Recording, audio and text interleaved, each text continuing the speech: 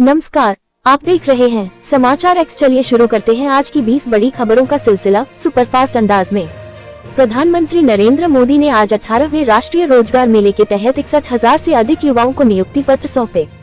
Virtually संबोधित करते हुए पीएम ने कहा कि भारत दुनिया की इकलौती अर्थव्यवस्था है जिसने एक दशक में अपनी जीडीपी दोगुनी की है।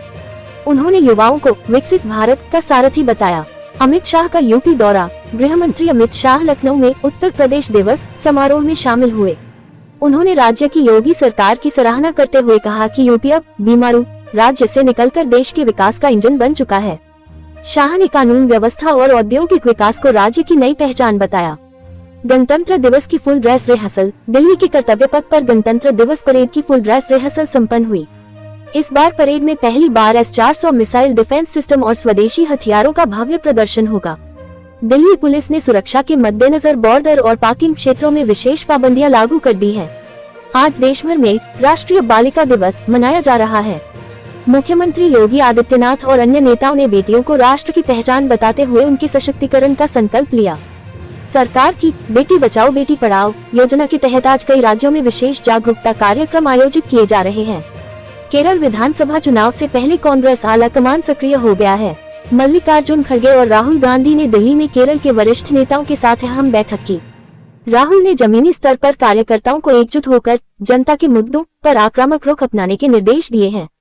ईरान इजरायल तनाव और एयरलाइंस। मिडिल ईस्ट में ईरान और इजरायल के बीच बढ़ते सुरक्षा जोखिमों को देखते हुए एयर फ्रांस और KLM ने तेल अवीव की उड़ानें रद्द कर दी हैं। एयर इंडिया ने भी सुरक्षा कारणों और अमेरिका में आए बर्फीले तूफान के चलते न्यूयॉर्क और नेवार्क की फ्लाइट्स को स्थगित किया है। रूस यूक्रेन शांति वार्ता की आहट। अबू धाबी से बड़ी खबर आ रही है, जहां रूस और यूक्रेन के प्रतिनिधियों के बीच गुप्त बैठक होने की सूचना है। रिपोर्टों के अनुसार अमेरिका की मध्यस्थता में जंग खत्म करने के फॉर्मूले पर चर्चा की जा रही है। हालांकि डोनबास क्षेत्र में अब भी भारी गोलाबारी जारी है। ट्रंप का कनाडा को सख्त संदेश। अमेरिकी राष्ट्रपति डोनाल्ड ट्रंप ने कनाडा के प्रधानमंत्री की हालिया टिप्पणियों पर कड़ी नाराजगी जताई है। ट्रंप ने कनाडा को पीस बोर्ड से बाहर करते हुए आर्थिक प्रतिबंधों की चेतावनी दी है। अमेरिका अब अपनी व्यापार नीति में बड़े बदलावों की तैयारी कर रहा है, जिसका असर वैश्विक बाजारों पर दिखेगा। पहाड़ों पर कुदरत का कहर। हिमाचल प्रदेश और उत्तराखंड में भारी बर्फबारी के कारण जनजीवन अस्त व्यस्त है। हिमाचल में 2 नेशनल हाईवे सहित 565 से ज्यादा सड़कें बंद हैं। कुल्लू मनाली में सैकड़ों पर्यटक फंसे हुए हैं। प्रशासन ने JCB मशीनों की मदद से रास्तों को साफ करने का काम युद्ध स्तर पर शुरू कर दिया है। दिल्ली और आसपास के इलाकों में कल रात हुई बारिश के बाद कड़ाके की ठंड लौट आई है। मौसम विभाग IMD ने 8 राज्यों में बारिश और ओलावृष्टि का अलर्ट जारी किया है। घने कोहरे के कारण सुबह के समय दृश्यता विजिबिलिटी कम रहने से रेल और हवाई यातायात प्रभावित हो रहा है। ई-कॉमर्स दिग्गज अमेजन में छंटनी। टेक सेक्टर से बुरी खबर है। अमेजन ने दुनिया भर में लगभग 14,000 कर्मचारियों की छंटनी करने का फैसला किया है। कंपनी ने इसे ऑर्गेनाइजेशनल रिस्ट्रक्चरिंग का नाम दिया है। भारत में भी कई विभागों पर इसका असर पड़ने की संभावना है, जिससे टेक प्रोफेशनल्स में चिंता का माहौल है। भारतीय टेक्सटाइल सेक्टर में उछाल। देश के कपड़ा उद्योग ने पिछले 1 दशक में अभूतपूर्व प्रगति की है। सरकारी आंकड़ों के अनुसार ये सेक्टर 2014 के 8 लाख करोड़ से बढ़कर अब 16 लाख करोड़ रुपए का हो गया है। पीएम मोदी ने इसे रोजगार सृजन का सबसे बड़ा माध्यम बताते हुए वैश्विक निर्यात बढ़ाने पर जोर दिया। रायपुर में टीम इंडिया का धमाका। न्यूजीलैंड के खिलाफ दूसरे T20 मैच में भारत ने 7 विकेट से ऐतिहासिक जीत दर्ज की। सूर्य कुमार यादव के नाबाद 82 और ईशान किशन के 76 रनों की बदौलत भारत ने 209 रनों का लक्ष्य सिर्फ 15 ओवरों में हासिल कर लिया। इस जीत के साथ भारत ने सीरीज में बढ़त बना ली है। बॉर्डर 2 की रिकॉर्ड तोड़ ओपनिंग। सनी देओल और Varun Dhawan star film border 2 ने बॉक्स ऑफिस पर सुनामी ला दी है। फिल्म ने पहले दिन 32.10 करोड़ की कमाई कर इस साल की सबसे बड़ी ओपनिंग का रिकॉर्ड बनाया है। देशभक्ति के जज्बे से भरपूर इस फिल्म को दर्शकों का शानदार रिस्पांस मिल रहा है।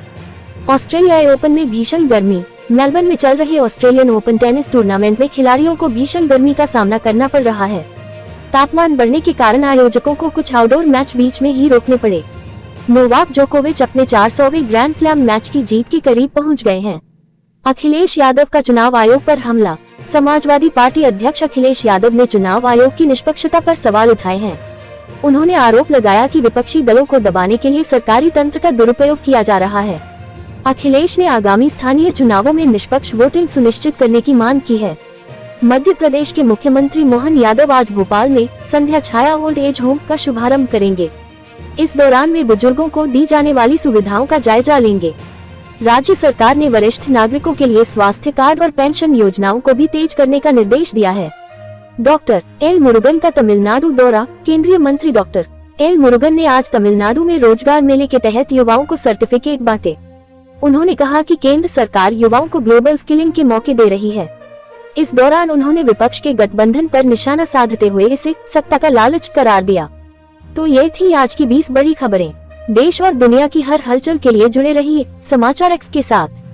हमें सब्सक्राइब करें और बेल आइकन दबाना न भूलें। नमस्कार।